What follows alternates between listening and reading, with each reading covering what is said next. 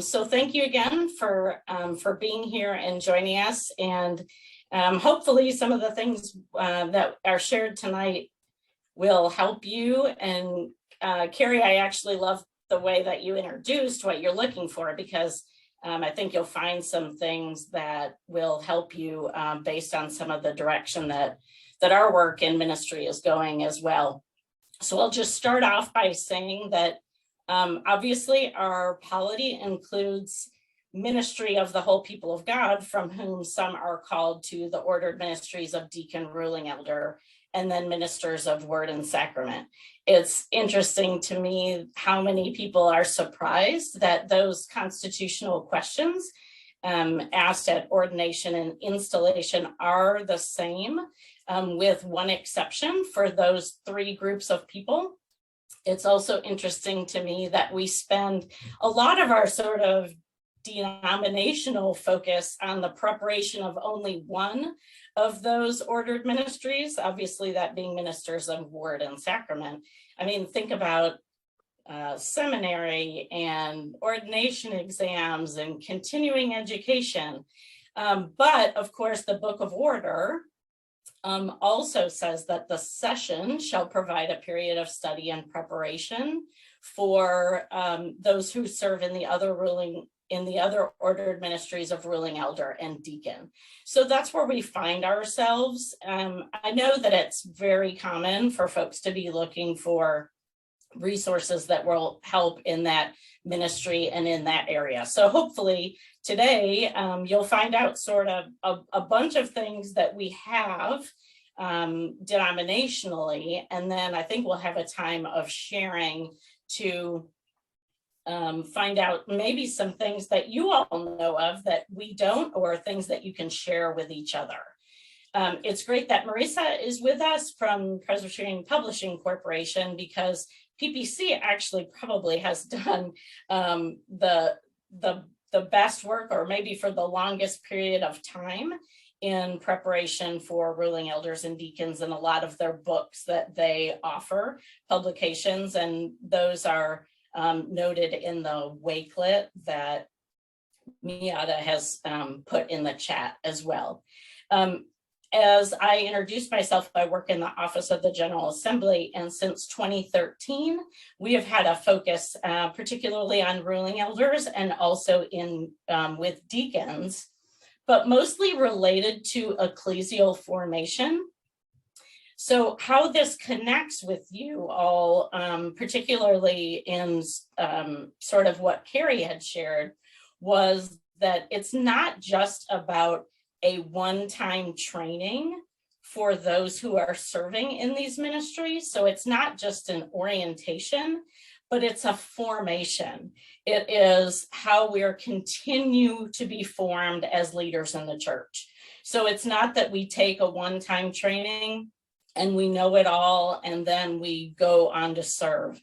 It's what we continue to do in the formation of ourselves as church leaders.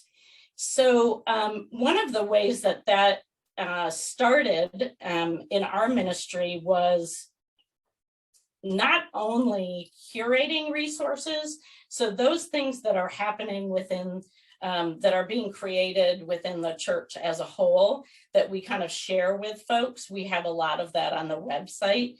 And again, in the wakelet, a lot of those pieces that aren't necessarily from the denominational office, but are from, one is from a synod, some are from presbyteries, and some are from individual congregations that have shared their sort of best practices or models for us. And so we share that as well.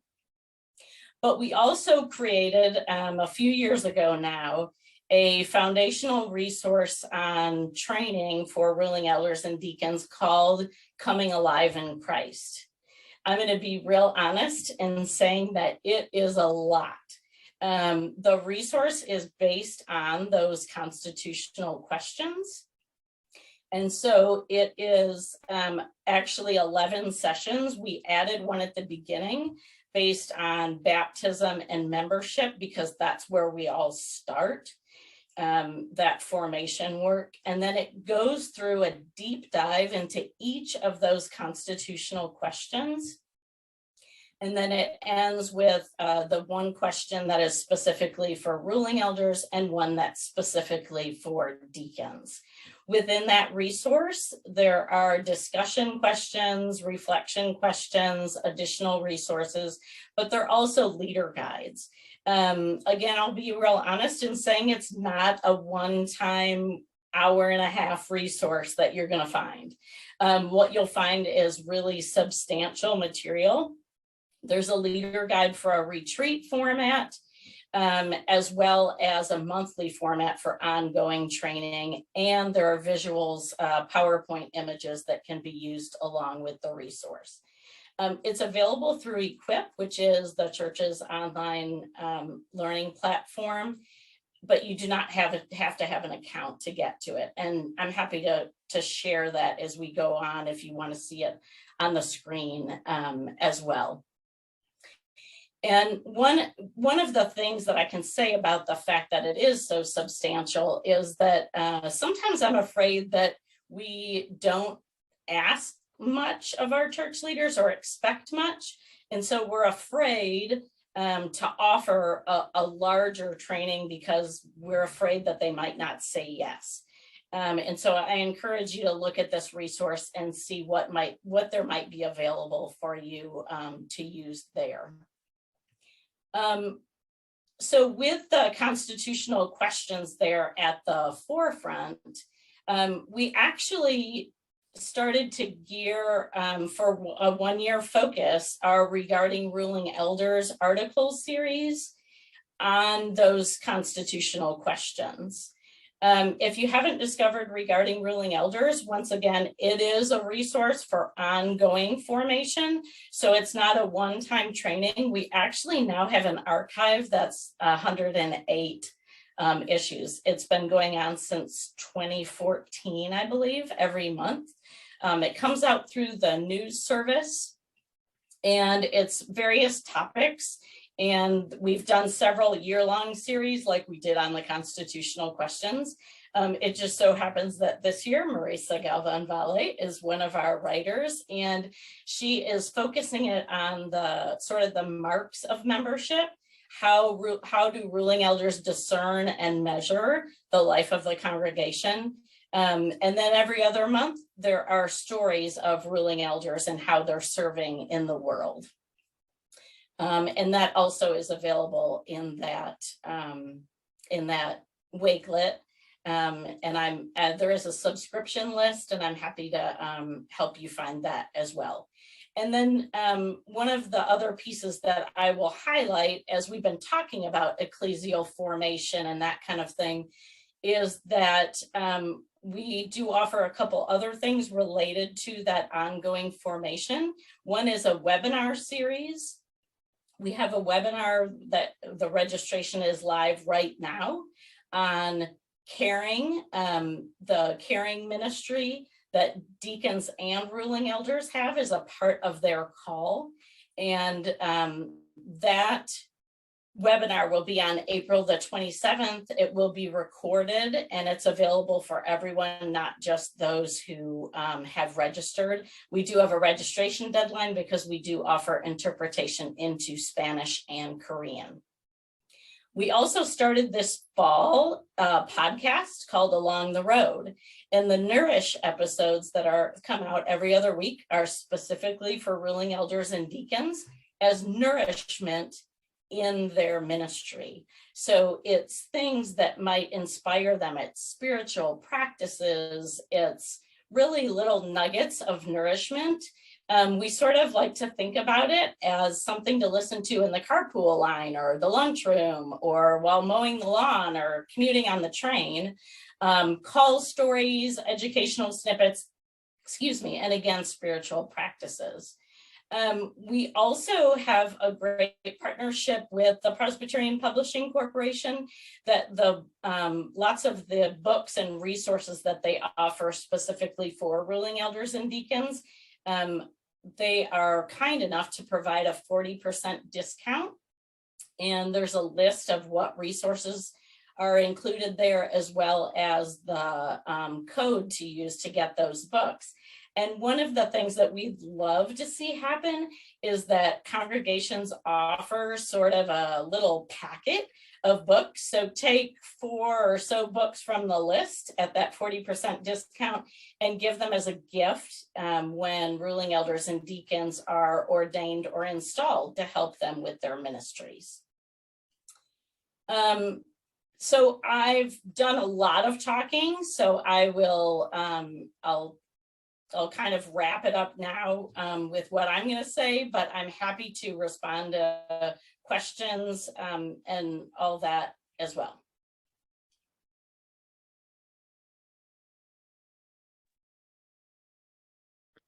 And I'm wondering if folks have seen Equip, and I mean, because we're happy to share our screen if Martha wanted to show you what the heck that was. I have it on, I think I have it up on my, let me get it up on my screen, and I'm happy to do that. Yeah, and then we'll let, if after that, any questions, and if Marissa wants to highlight a couple of books and resources, because Sure. It was super exciting to hear about that 40% thing. Yeah, that's a great. Last month. I think the code is Leader 40, and there is a list on our Leader Formation website of what books that includes, and it's a wide range of books. It's not just books that say ruling elder or deacon in the title. It's books that ruling elders and deacons would be able to use in their ministry in the general sense. So it goes far beyond the training, but really in the ministry piece. So this is what, if you aren't familiar with Equip, it is a Moodle learning, it's on the Moodle learning platform. And so it looks a little different from some other pieces you might see, but this is sort of the introduction here to the resource. And the material is here, the leader guides are here. So again, there is a retreat focused in the leader guide, as well as monthly pieces that take each question per month that you could use at the beginning of a session meeting, for instance, or send folks there to use it on their own and then talk about it later, because there are discussion questions and that kind of thing included as well. Awesome.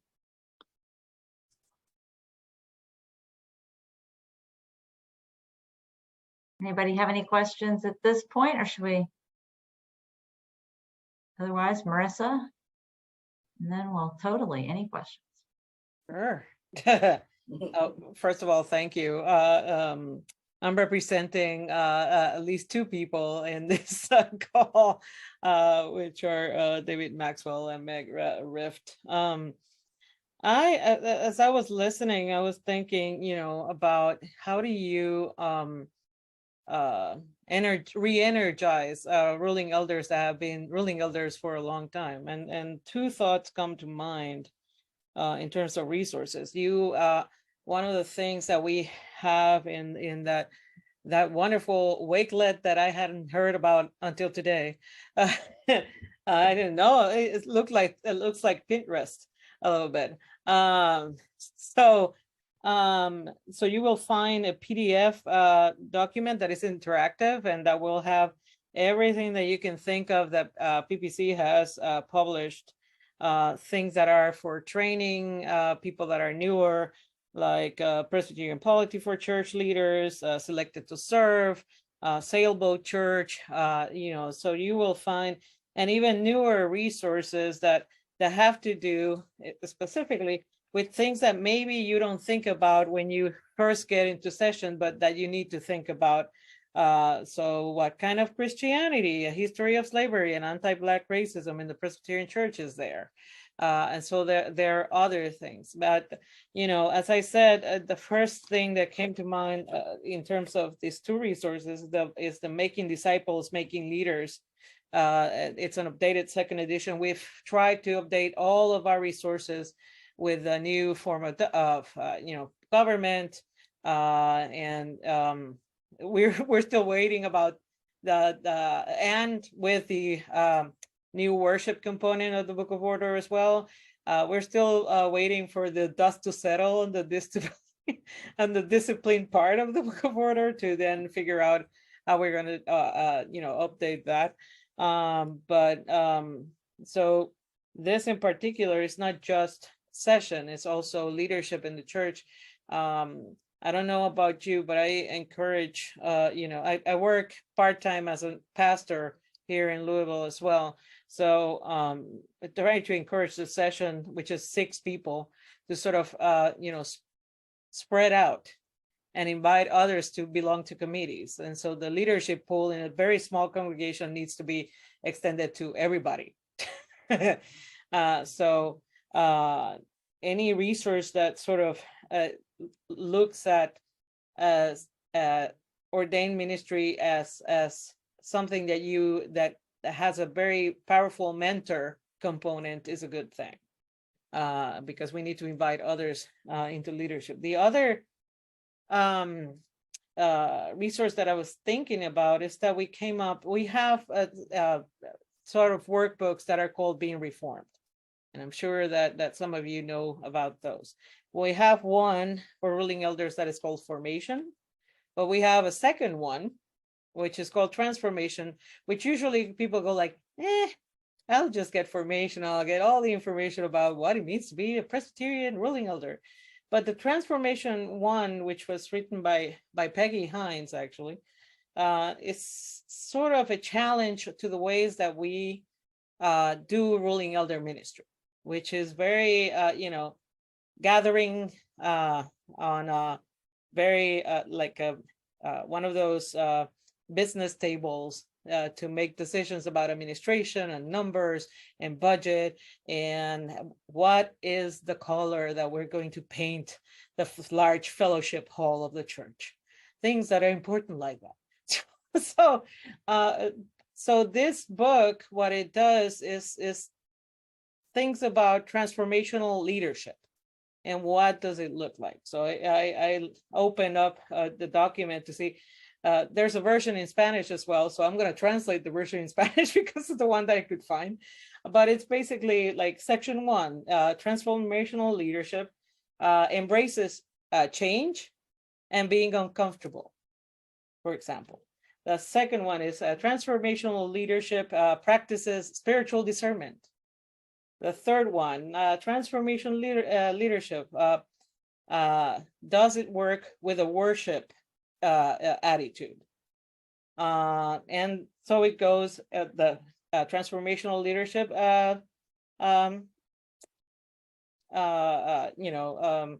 celebrates the Sabbath, because you cannot do anything if you don't rest. And transformational leadership practices and promotes spiritual disciplines. And the last one is that it commits to have a knowledge of yourself. So it's kind of the one thing that I always remember about this resource is the whole notion of that business world. We meet around this very round table to make decisions, and we look at the session meeting room as sort of an administrative component. But what other table do we have in the church that is a much more adept model to what we're doing? Is the communion table. So ruling elders are supposed to serve from a communion table and not from an administration. They're not a board. They're not, even if you have that, if you have to belong to a church that is that big, it should serve out of the communion table. And that's why we invite ruling elders to serve communion, because that's where we are supposed to go out and serve, from the communion table. And so what I did when I read this, I don't do it anymore, to tell you the truth, is that I found some like fake bread and fake grapes that you can get at a store, and I just put them in there every time session would meet, to remind them as a specific, you're supposed to be serving out of a communion table and not out of a administrative table. So I like that resource specifically if you want to sort of re-energize. People sometimes have pushback like, oh, we need to know, every penny that is used in this congregation. But at the same time, what you're trying to say is, I understand that, but your point of beginning should be this, and not necessarily, as we're saying and regarding ruling elders, it's not just ruling, it's measuring. And you do that from communion table and not necessarily from, so, but you can see everything that we have there. And we have a lot, and it's 40% off. So we encourage you to, to look at our resources and get what you need. Thank you, Marissa. So what kinds of questions do you have? Are there any particular other resources or resources you'd like them to say a little bit more about, or a question that is particular to your context, or a story you want to share?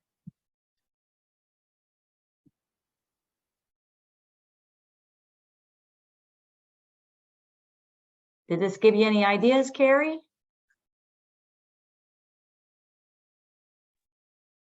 Yeah, it definitely does give me some ideas. Yes. Great.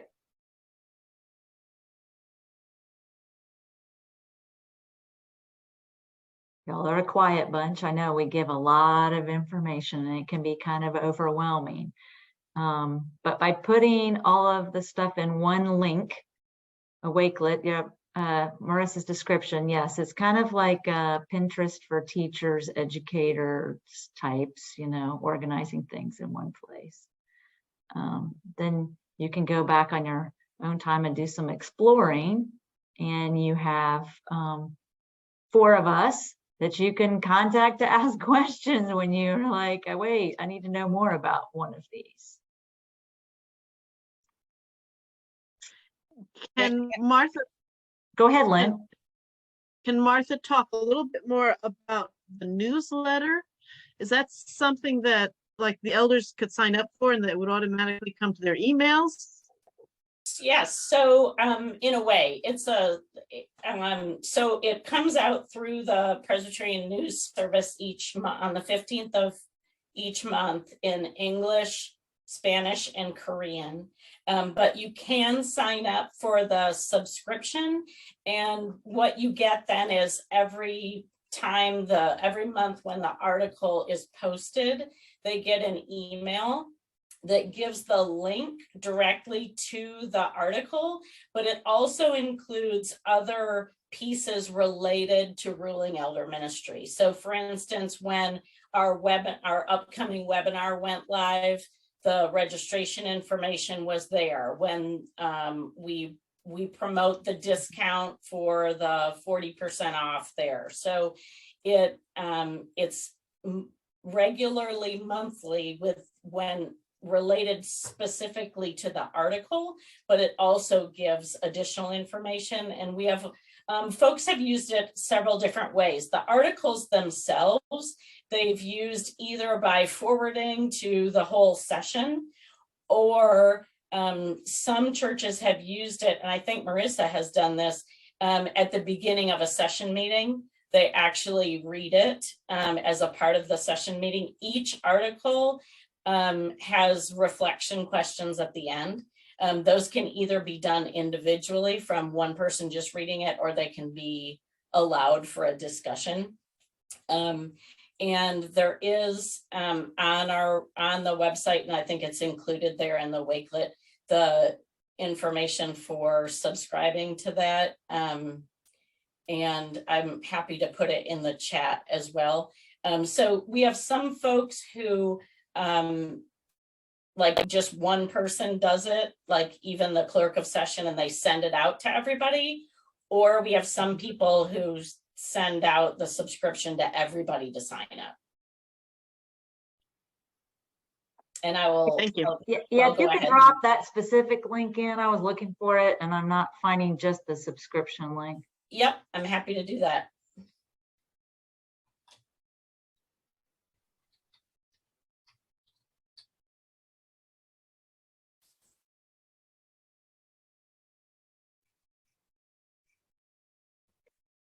Okay, I think Marissa, then did you have something else you were gonna? I just wanted to ask, Martha outed me.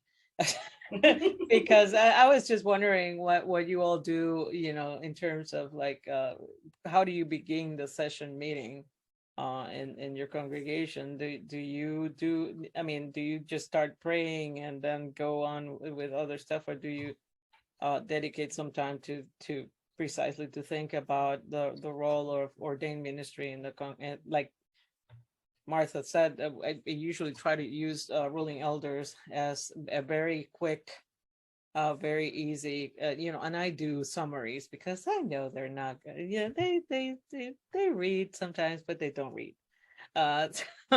So what I try to do is do the summary and then ask questions. So that instead of plowing ahead and just praying and say, number one, oh Lord, and then going, we usually try to dedicate some. So I was just wondering what you all do, if that's your experience as well.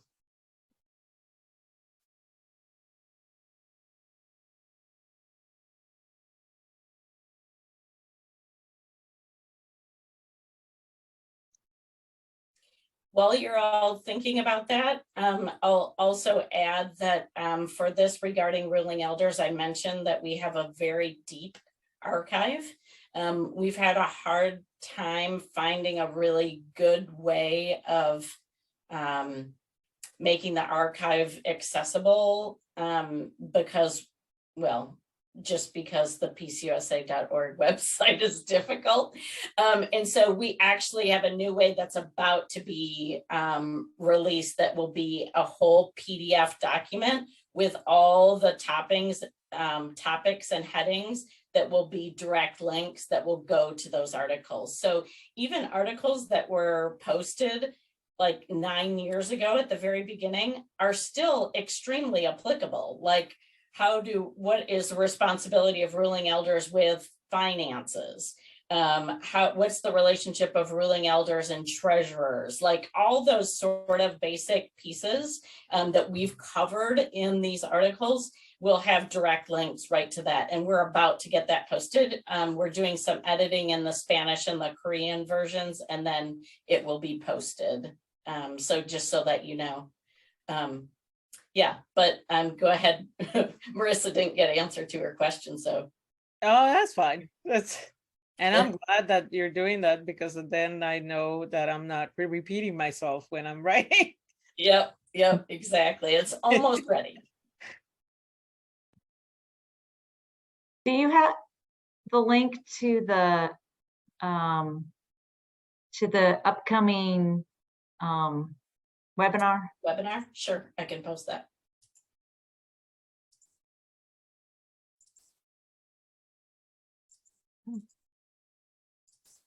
Hopefully you're all able to grab these links as they come up in the chat, but there will be the ones that aren't easy in the Wakelet, I am adding to the Wakelet. I mean, like I'll add this one specifically too, so that hopefully you can at least grab one. I'll also just make a little comment related to that, which is that if there is a resource desert in the PCUSA, it really is for deacons. And there's some reason for that, which is that deacons serve in different ways in different congregations in different parts of the country. There's not, I mean, even the Book of Order definition of a deacon is like super broad. And so there isn't like one way of serving as a deacon. We have a lot of congregations who have a unicameral system too, where ruling elders serve in the role of deacons and that deacons aren't ordained separately. And so this upcoming webinar is addressing some of that, and we've tried to do some of that as well. So this is specifically about the care of souls and the fact that it is a responsibility of ruling elders and deacons to care for all of the congregation. It's not just the pastor's job. And so this webinar will include things to say at a hospital visit. How do you pray with people who've just had a diagnosis? All those kind of things. And Stephanie may appreciate that it's Matt Rhodes and his wife, Rachel, who are leading the webinar. Rachel is a pastor in Pennsylvania, and Matt trains chaplains at the hospital. So they both come with these great caring ministry roles. And so they'll be leading that webinar.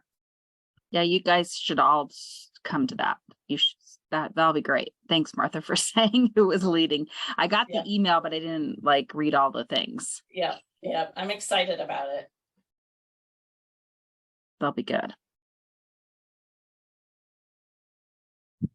And you're right. I mean, there's hardly anything that is deacon oriented. We do have some stuff of like we from that same being reformed workbook line. We have something called Deacons, the Ministry of Compassion and Service. So that's one thing. And there's the Presbyterian Deacon updated edition, which is the Earl Johnson one that is very old. It's updated, and the good thing is that all these materials are also, if you know a Korean church or a Korean speaking church or a Spanish language church, those are available in those two languages as well.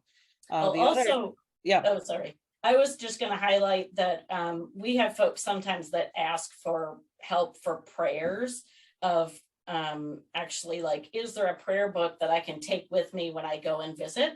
Actually, the best recommendation I can give is the pastoral edition of the book. I was going to go just there. Thank you. For me, that was kind of a surprise, because I wouldn't think about buying the pastoral edition for myself as a ruling elder, but it actually, there you go. Marissa, this is the green one, which is the Spanish version. The blue one I used for a commission of ministry meeting yesterday. So that's why I don't have it here. So actually, that could be one of those things that deacons get when they're ordained or installed, is actually the pastoral edition of the Book of Common Worship, because those prayers are right there in it. Yeah, I mean, it's there's everything that you can think of. The one that I used yesterday, since what happened in Nashville was so fresh, and it's still very fresh. We have a whole worship service, for after a violent event. And so with the Commission of Ministry for Kentucky Presbytery, we, I needed to address that. And sometimes you don't find the words because you're angry, because so use that as part of our beginning. But it's perfectly good to go to the hospital with this. There's a whole section that deals with funerals and prayers for people that are in different situations as well. So I agree. Martha, that's where I was going, which is a good deal that we're both in the same spirit.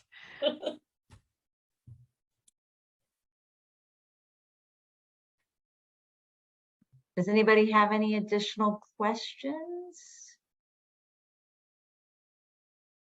I think this has been quite fruitful, and it's interesting. We're doing, like I said, we're doing these twice a month, and so it's interesting to see and hear the things that are similar, and as well as new or things we think of as we meet the second time, or new voices are heard. I just added the link to the Book of Common Worship Pastoral Edition. Thank you. Stephanie, would you be willing to close us in prayer? Sure. All right. Thank you for being here this evening. Please pray with me. Gracious and loving God, as we go out into the night to be with our loved ones, our family, our friends, to remember the connections that we have, Remember our faith communities. Please keep in prayer the families and loved ones of these violent acts that continue to happen in our world, in our nation, in our communities. And help us to remember the hope that we have in you. In Jesus' name we pray. Amen.